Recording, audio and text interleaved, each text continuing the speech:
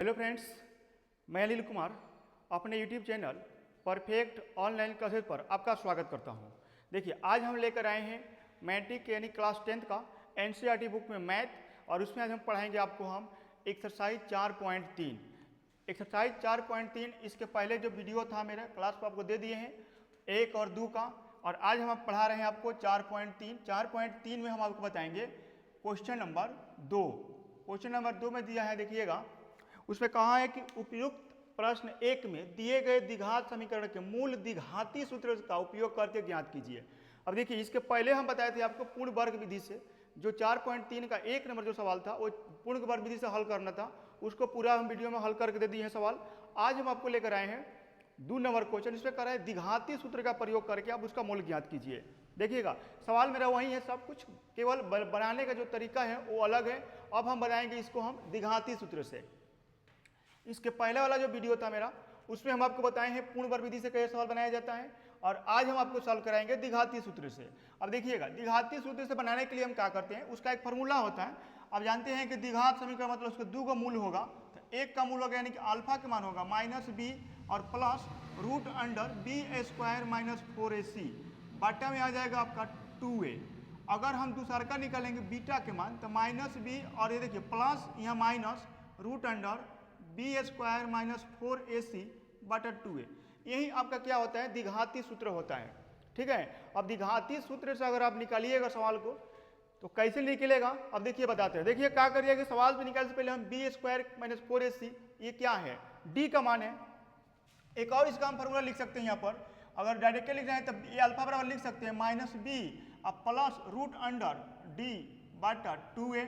फिर लिखते हैं बीटा का अगर लिखते हैं -b और माइनस रूट अंडर d बटा 2a। हम दोनों का ये यूज कर सकते हैं फॉर्मूला का, दोनों सेम ही है। यहाँ का कि यहीं d को लिखे हैं और यहीं d का एक फॉर्मूला होता है b² - 4ac, इसको लिख दिए हैं।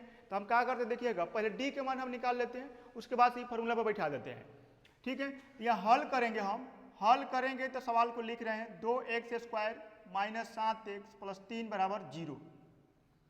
अब देखिएगा, इसमें a के मान क्या होगा, 2 होगा, b के मान -7 और c के मान 3। अब यह सूत्र को लगा देते हैं हम d से। जब d के मान पहले निकालेंगे सवाल और आसान हो जाएगा मेरा, b² - 4ac, b के मान लिखिएगा -7 का होल स्क्वायर -4, a की जगह पर लिखेंगे हम 2, c की जगह पर लिखेंगे 3। माइनस जब 7 का हम स्क्वायर करेंगे तो क्या हो जाएगा, 49 हो जाएगा। फिर -4 दूना के 8 और 8 3 होता है 24। 49 में से जब 24 घटाएंगे तो कितना आएगा, 25, यानी कि d के मान कितना आ गया मेरा, 25।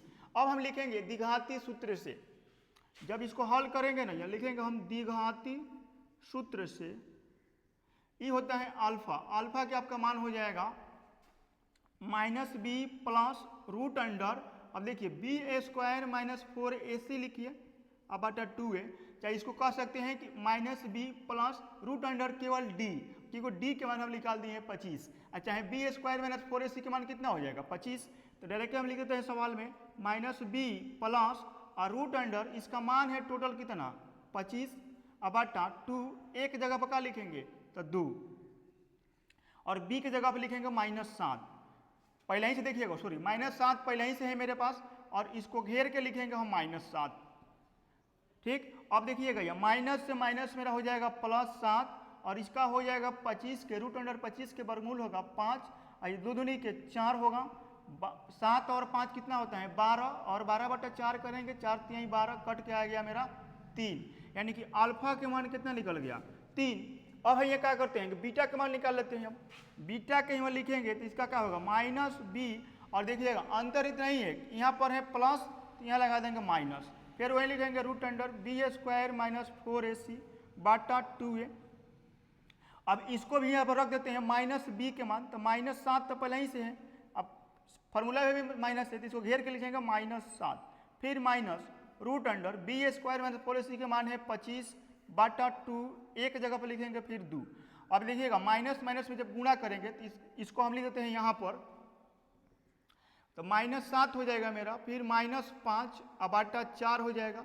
5 में से 7 सॉरी 7 में से 5 गया तो यहाँ बचेगा 2 बटा 4, कट के आ जाएगा 1 बटा 2, यानी कि अल्फा के मान 3 और बीटा के मान 1/2, यही आपका क्या हो जाएगा जी, आंसर हो जाएगा।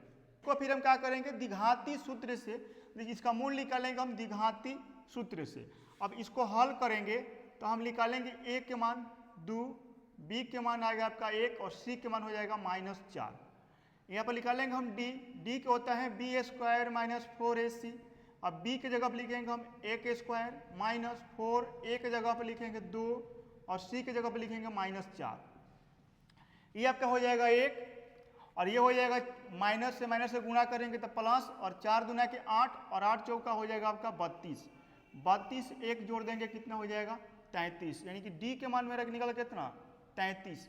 अब यहाँ पर हम लिखेंगे द्विघाती सूत्र से, यहाँ लिखे थे हम द्विघाती सूत्र से इसका मूल निकालेंगे तो फिर हम क्या करेंगे, इसको अल्फा लिखेंगे और इसकी देखिएगा अल्फा के जो सूत्र होगा मेरा -b + √b² - 4ac/2a। ठीक है, अब इसका सबके मान रख देते हैं। देखिए -b है तो b की जगह पर क्या है 1 है, तो -1 हो जाएगा प्लस, और देखिएगा इसका मान निकल गया d का कितना 33, बाटा लिख देंगे 2, एक जगह पर क्या लिखेंगे फिर 2, यह हो जाएगा कि -1 √33/4, ये आपका हो जाएगा अल्फा के मान। यहीं पर हम लिख देते हैं बीटा के मान, इसका होगा माइनस और यहाँ पर चेंज कर देंगे अब माइनस हो जाएगा √b² - 4ac/2a। अब यहाँ कर देंगे इसका मान रख देते हैं तो -1 और -√33/2 और एक जगह पर मेरा क्या होगा फिर से 2 हो जाएगा, इसका लिख देंगे -1 -√33/4।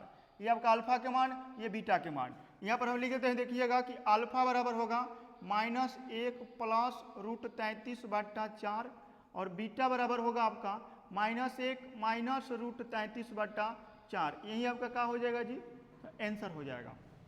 ठीक है, चलिए आपको दिखाते हैं हम इसी का 2 का 3 नंबर सवाल। और 3 नंबर में सवाल है मेरा, तो दिखाते हैं हम आपको 4x² + 4√3। देखिए 2 का 3 नंबर सवाल है, 4x² + 4√3x + 3 बराबर 0। इसको हम हल करेंगे, फिर से देखिएगा इसको भी हल करेंगे कैसे, द्विघाती सूत्र से। देखिए इसके पहले वाला जो सवाल था ना 4.3 में 1 नंबर, उसको कह रहा था कि आप पूर्ण वर्ग विधि से हल कीजिए। अब कह रहा है इसी सवाल को कि आप द्विघाती सूत्र से हल कीजिए। अब द्विघाती सूत्र में इसको हल कर रहे हैं तो सवाल को हम फिर लिखेंगे हम 4x² + 4√3x + 3 बराबर 0। इसमें a के मान कितना हो जाएगा 4 और b के मान 4√3, c बराबर हो जाएगा 3।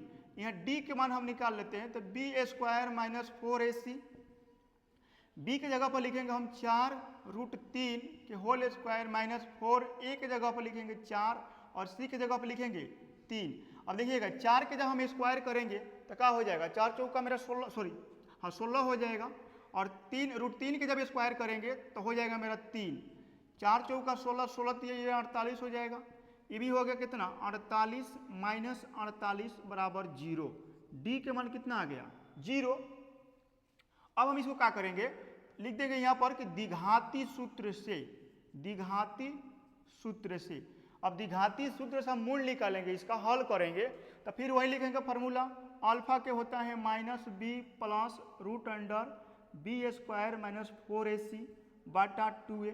इसका हम मान रख देते हैं यहाँ पर b की जगह पर क्या है तो 4√3, तो -4√3 प्लस √d के मान कितना है 0 बटा कर देंगे 2, एक जगह पर कितना है 4, एक जगह पर है 4। अब देखिएगा जब 0 का हम वर्गमूल निकालेंगे तो मेरा कहाँ हो जाएगा 0 हो जाएगा, तो यह आएगा -4√3 और 2 गुणे 4, 4 से 4 मेरा क्या हो जाएगा कट जाएगा, ये आएगा -√3/4। अल्फा के मान कितना आ जाएगा -√3/4। अब निकालते हैं यहीं पर हम बीटा के मान, तो -b यहाँ पर देखिएगा अगर प्लस है ना तो माइनस बीटा में क्या हो जाएगा माइनस खाली कर देंगे b² - 4ac/2a। फिर वहीं पर काम करेंगे माइनस लगाएंगे 4√3, चेंज यहाँ पर खाली कर देंगे माइनस, फिर √0/2, एक जगह पर फिर लिख देंगे 4।